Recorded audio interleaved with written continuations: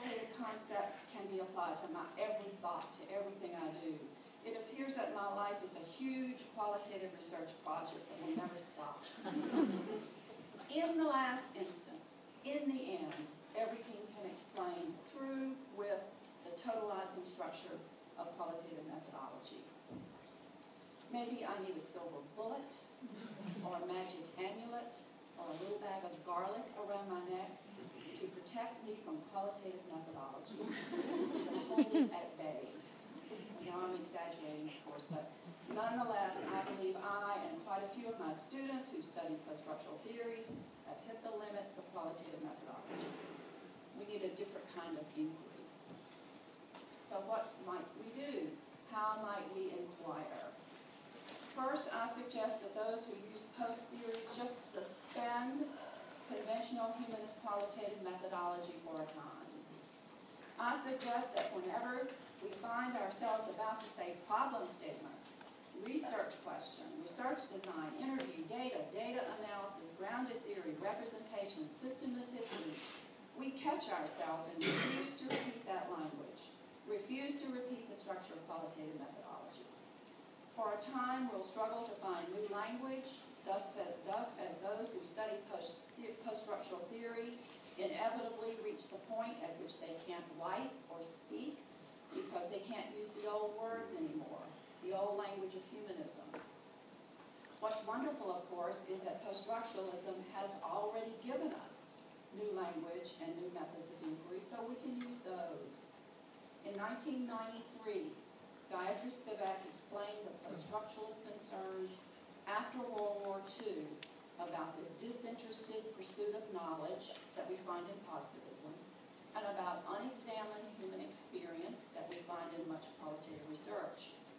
Spivak then listed some of the methods those scholars offered: Foucault's archaeology, genealogy, power knowledge reading, Deleuze and Guattari's schizoanalysis and rhizoanalysis, Lacan's non-subjective psychoanalysis, Derrida's affirmative deconstruction, and Lyotard's paralogic legitimation.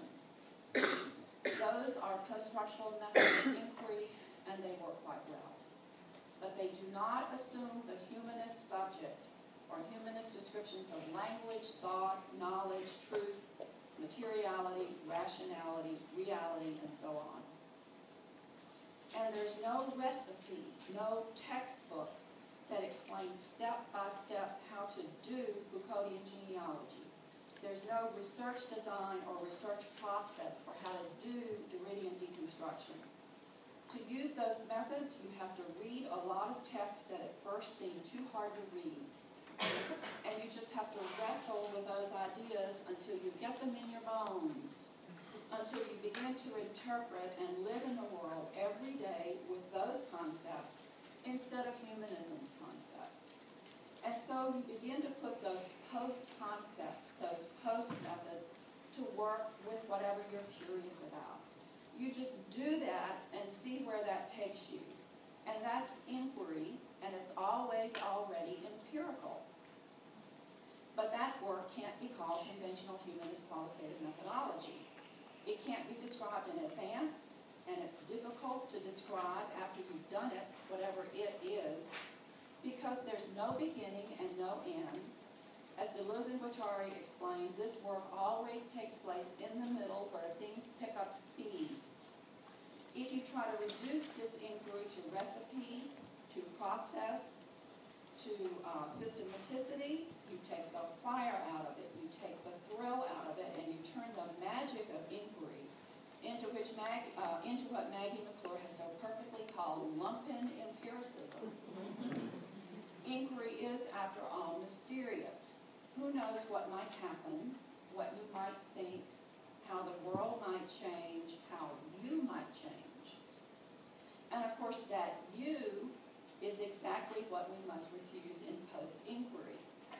We have to give up the personal pronouns, I, you, he, she, it, they, them, and so on, that refer to the humanist subject.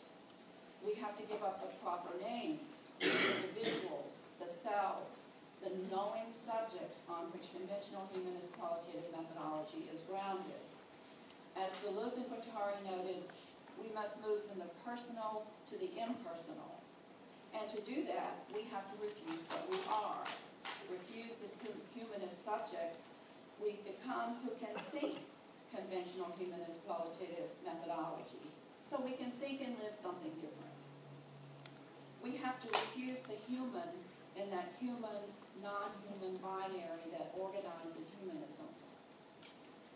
So I've just explained that the posts offered us many concepts and strategies for inquiry that critique humanism's epistemological projects. But they also offered us powerful critiques of humanist ontologies. I think, however, that conventional humanist qualitative methodology has focused chiefly on knowledge projects in order to accompany that recovery work so important in the social movements of the last century, the work of bringing to light the subjugated knowledges of the marginalized. Our focus for decades has been on